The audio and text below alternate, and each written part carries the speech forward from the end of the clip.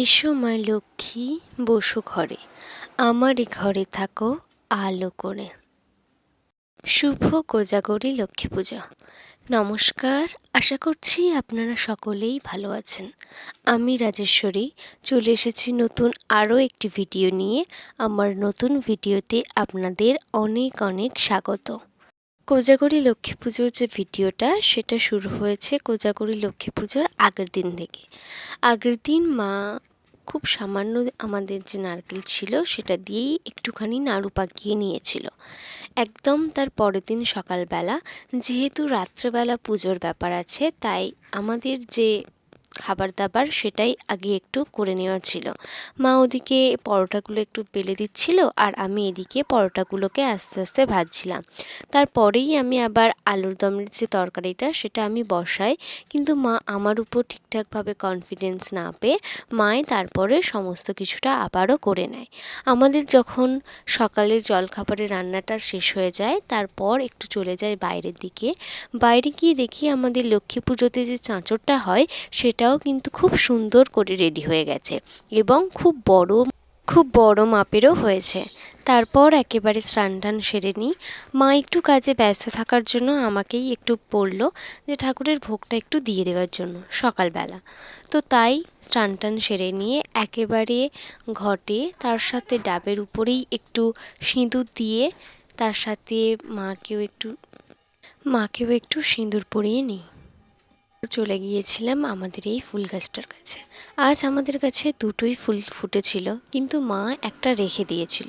ভেবেছিল রাত্রে পুজো হবে, কিন্তু জবা ফুল তো রাত্রেবেলার মুড়ে যাবে, তাই মাকে বললাম ফুলটা গিয়ে তুলে আনি। তার সাথে মায়ের সমস্ত কাজগুলো কমপ্লিট হয়ে যাবার পর আমাকে আর কিছু করতে হয়নি, মা এসে সমস্তটা রেডি করে নেয়। যেমন ঠাকুরকে ভোগ দেওয়া, তার সাথে সমস্ত ঠাকুরকে চেলি কাপড় দেওয়া, সমস্তটা মা গুছিয়ে করে নেয়। তার সাথে একটু চন্দন বেটে ফুলের মধ্যে লাগিয়েও দেয়।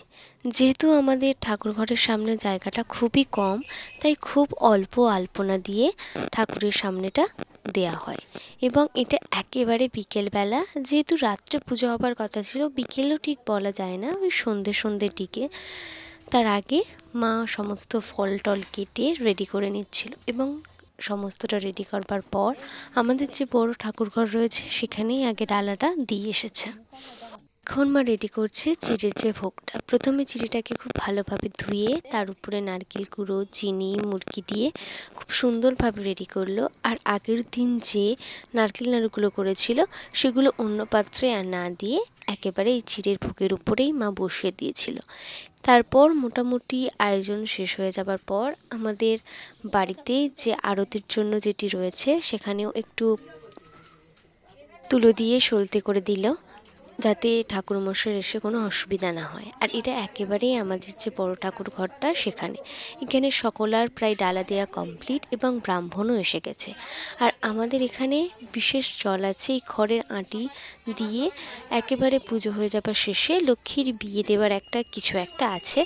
তো এবার সম্পূর্ণ পুজোটাও ঠাকুরমশাই প্রায় শুরুও করে দিয়েছে। আর এখানে আমাদের বাড়িতে সমস্ত যে স্ত্রীরা রয়েছে তারাই অঞ্জলি দেওয়ার জন্য বসে আছে।